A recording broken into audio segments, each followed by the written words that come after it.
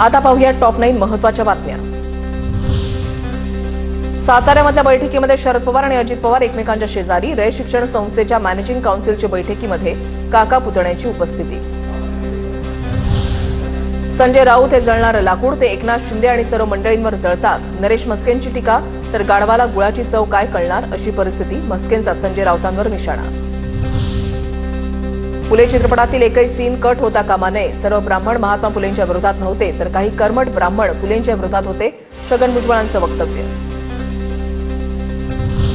फुलेंना ब्राह्मणांनी विरोध केला लक्षात ठेवा, मात्र भिडेंनी वाडा दिलेला हे देखील लक्षात ठेवा। शिवरायांबद्दल बोलणाऱ्यांवर देशद्रोहाचा गुन्हा दाखल करावा। प्रकाश महाजनांची टीका, संभाजी भिडेंनी वानप्रस्थाश्रमला निघून गेलं पाहिजे। महाजन यांची टीका। माजी नगरसेवक संजय घाडी आणि संजना घाडी यांचा शिवसेनेमध्ये प्रवेश। अडचणीच्या काळामध्ये शिवसेनेसोबत राहणाऱ्यांवर अविश्वास दाखवला जायचा, संजना घाडींचा आरोप।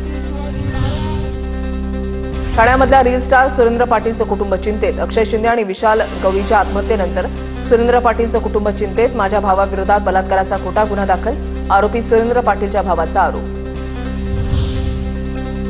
अमरावती विमानतळाला शिक्षण महर्षी डॉक्टर पंजाबराव देशमुख यांचं नाव मिळण्याची चर्चा।